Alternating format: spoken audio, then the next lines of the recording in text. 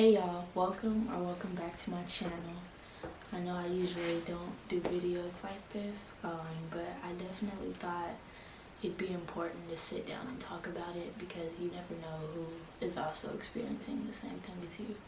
So if you're new, please subscribe, give this video a thumbs up, comment down below what you want to see next, and I got you guys, and let's go ahead and get into the video.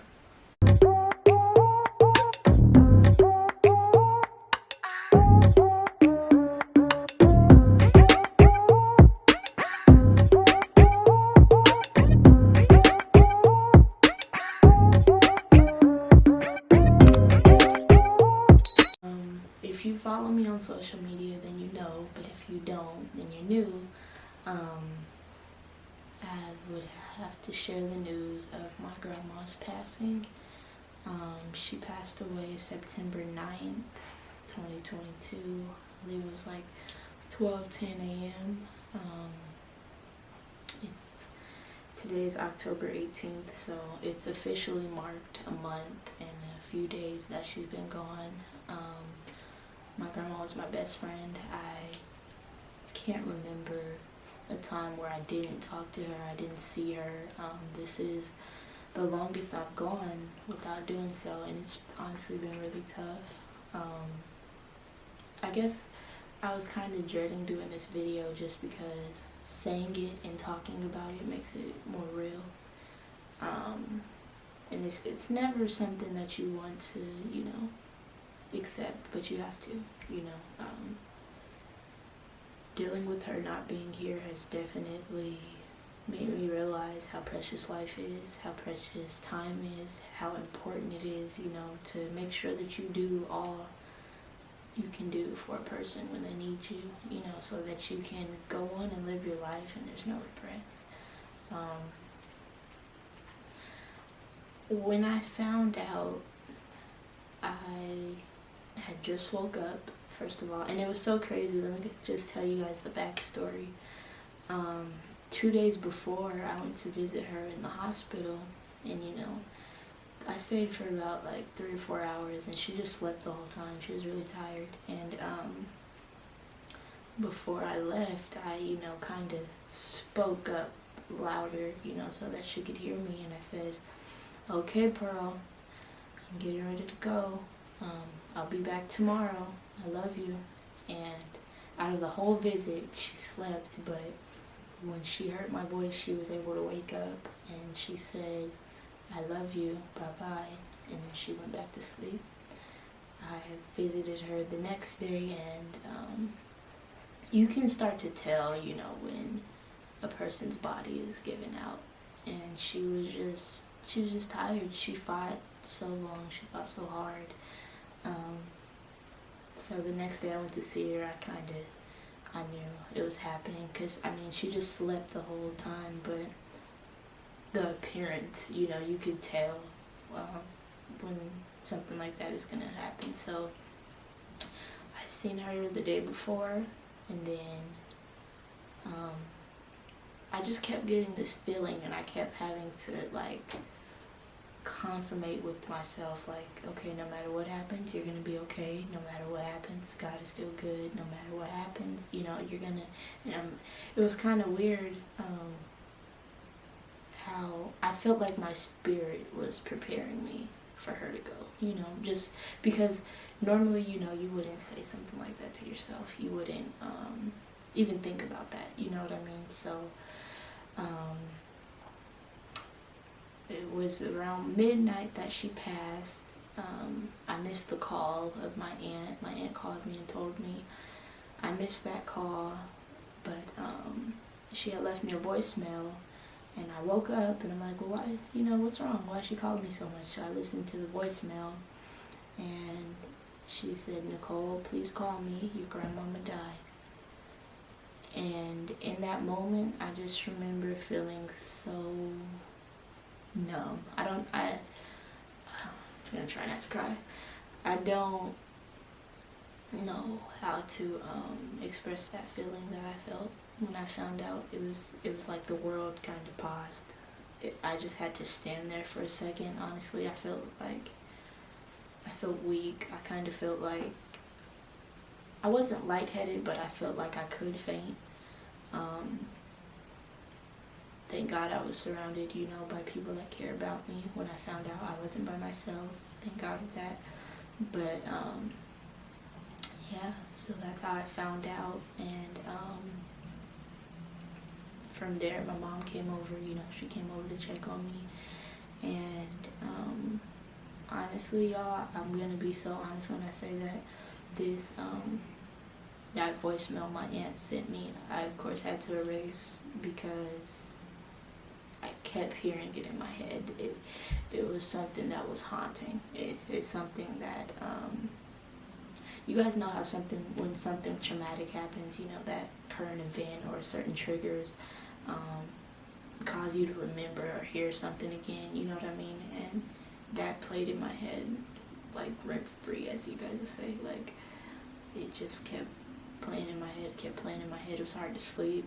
I didn't want to eat. I know I had to eat, but I really didn't want to eat. It was tough. It was very tough. During the process of, you know, this is a lot, you know, to talk about, and it was so much. I never lost anybody this close before. The wave of emotions was definitely real. At first, I was in denial. I knew they wouldn't lie, you know, but it's just not something that sounds believable. You know, if you never had to live your life without a person, and then you hear they're gone, it's like, well, how? You know, and that was my first wave of emotion. It was just me being in denial. My second wave of emotion was hurt. I was very hurt. I was very numb. I remember at night I literally woke out of my sleep to cry. It was like some type of, if you have a grandmother, or if you're even close to somebody, you know how special a bond can be, and it's something that just you and that person share. You know, it's not something that can be explained to everybody. You don't have that certain relationship with everybody. And like I was saying, me and my grandma were really close. Like, we were like this. Like, if you've seen her, I wasn't too far behind her. You know what I mean? And it just felt like a sense of loss. It felt like my soul was like longing for her. I was starting to see the realness in it, you know, and it was getting very real. It got real heavy. Like I said, I cried out of my sleep. Like, if you're doing stuff like that, you know, then you're really feeling. And that was my second wave of emotion. I was just hurt. My third wave of emotion, you know, you get memories that pop up, and, you know, you laugh, but then you cry, you know. And I had to be lenient with myself and let myself know that it's okay to feel those emotions, because you could be having a perfectly great day, you know, but you just think about the person and then you break down, you know. And you never know when it's going to come, you never know when it's going to happen, but it's so important that you just allow yourself to feel. It's very important to allow yourself to feel. I wanted to make sure that I allowed myself to feel, because I know that pain can turn into anger, and I don't want to be an angry person at all, you know. So I had to allow myself to feel that, you know. And if I felt like laughing, laugh. If you feel like crying, cry.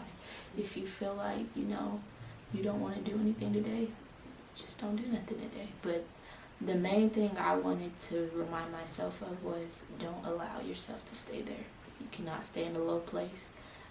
Outside of me knowing that, I know that my grandma wouldn't want that, you know. And yeah, since, you know, like I said, it's October 18th. Since then, I can say that I'm okay. I'm grateful. I actually got the opportunity to decide what she wore.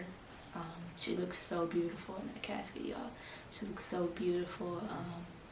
The service was amazing, you know. It was very beautiful. Friends that, you know, she used to work with years ago came. People, family from out of state came, you know. It was beautiful. I know she would have been very honored and proud that so much love was shown. And honestly, I thank God that I was able to dress her. I knew what she liked, you know. And I know she would have been proud of that. I know she would have been very pleased with how everything came out.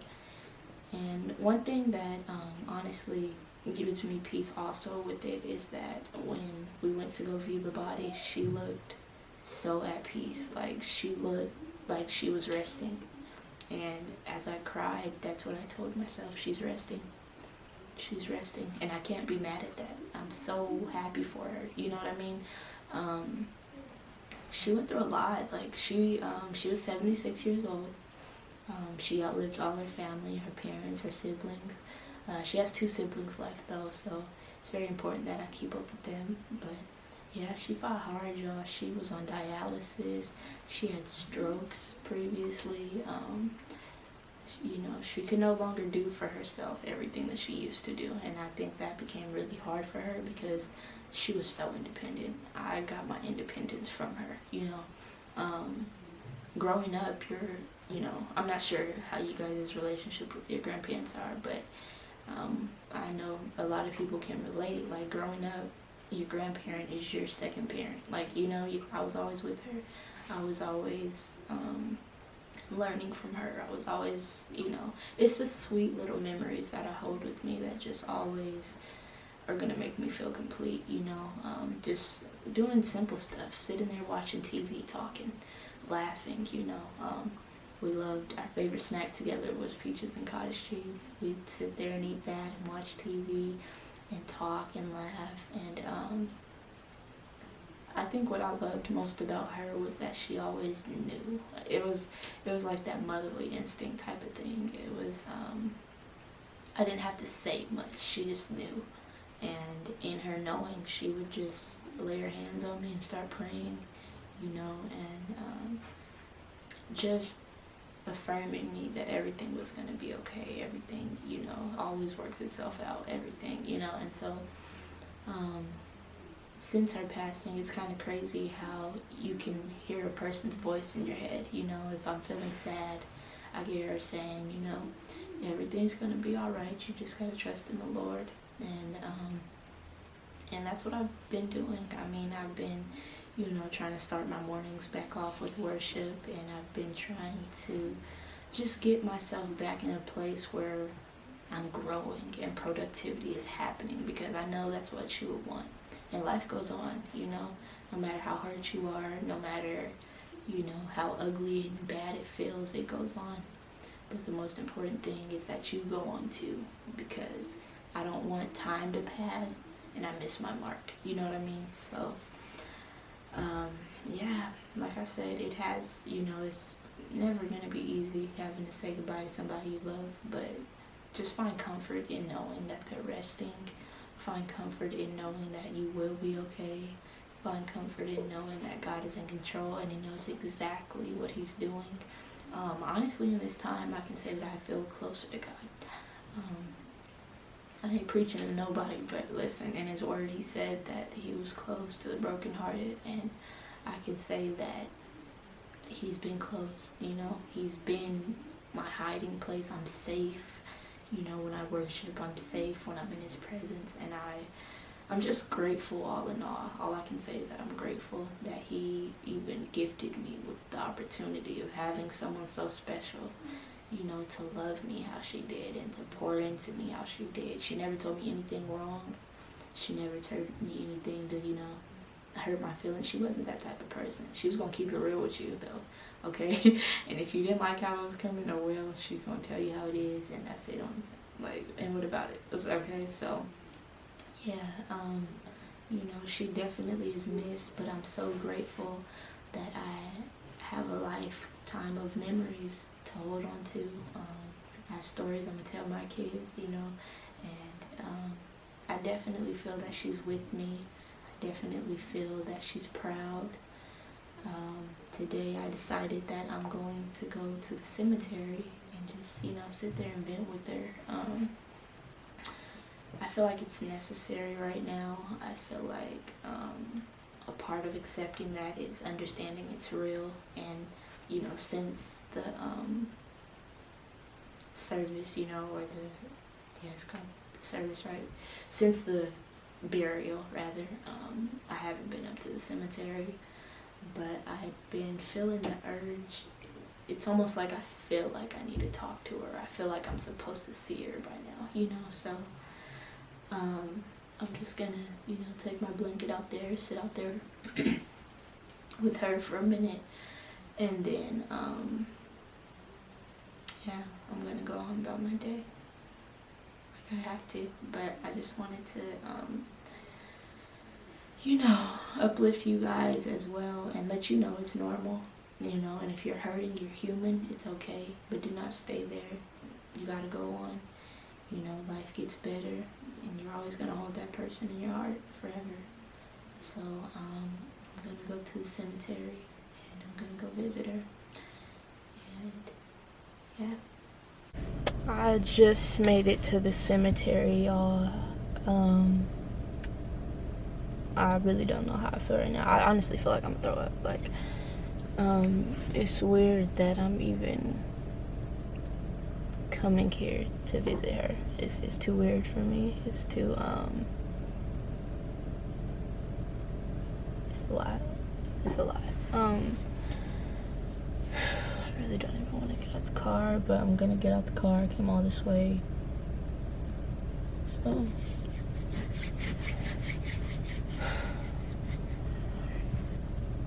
just sit here for a second and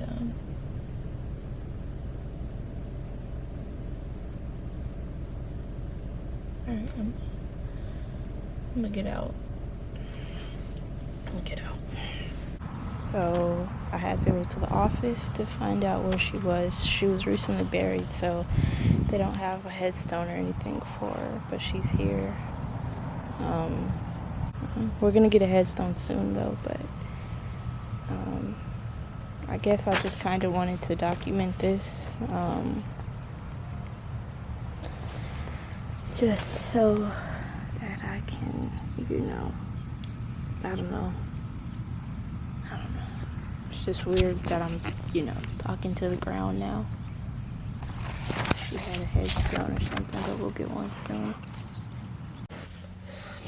Alright, y'all, so just visited.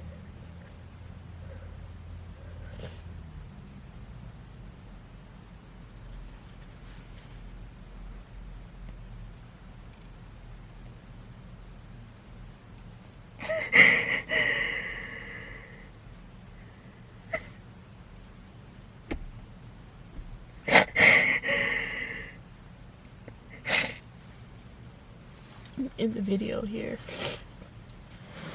Thank you guys so much for watching. Thank you for tuning in.